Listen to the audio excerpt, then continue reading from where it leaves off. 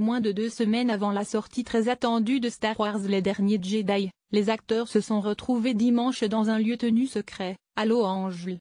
Dans ce nouvel opus de la saga intergalactique, les personnages féminins occuperont le devant de la scène. La mort de Carrie Fisher a provoqué une terrible perturbation dans la Force, mais les femmes qui jouent dans Star Wars Les Derniers Jedi ont promis dimanche de faire honneur à la princesse Leia.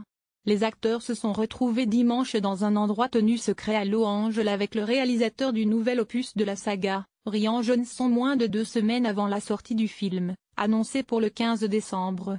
On vous montre des femmes qui ne sont pas grandes et musclées, juste parce qu'elles font ce que font les hommes.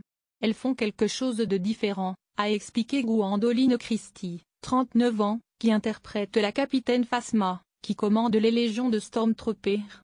Et en plus, on vous montre aussi un personnage complexe ou un personnage en train d'évoluer qui fait montre de traits de caractère complexes. Je suis ravie que quelque chose de légendaire comme Star Wars ait décidé de refléter notre société, a-t-elle ajouté. Star Wars, reflet de notre société. Les Derniers Jedi, filmé sur la côte ouest de l'Irlande et dans les mythiques studios de Pinewood près de Londres, marque le retour des personnages découverts dans Star Wars Le Réveil de la Force, il y a 2 ans. Gwendoline Christie, accompagnée sur scène par la garde prétorienne toute de rouge vêtue, a été rejointe par le reste de l'équipe et en premier lieu Daisy Ridley, qui incarnerait l'héroïne du film, mais aussi John Boyega, Adam Driver, Oscar Isaac, Andy Serkis, Domhnall Gleeson et Luke Skywalker lui-même. Marc Hamill. 2 nouveaux visages sont venus s'ajouter à la galerie. Kelly Marie Tran, qui interprète une mécanicienne de la Résistance, Rose Tico, et Laura Dern, qui elle incarne la vice-amiral Amilyn Holdo.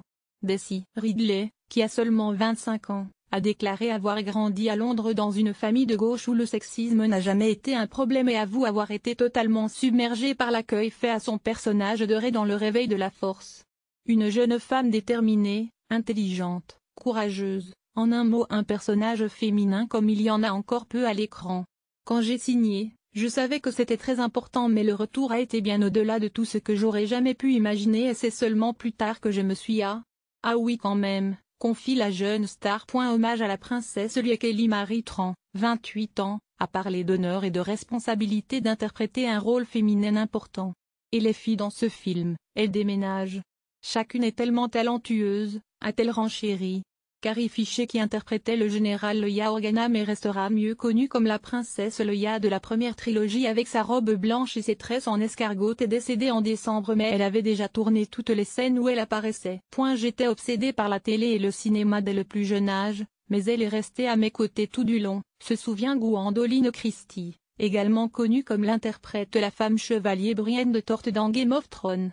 Elle est vraiment intéressante, elle est vraiment intelligente, elle est vraiment drôle, elle est courageuse, elle est audacieuse, elle se fiche de ce que les gens pensent et elle ne se laisse pas dire quoi faire.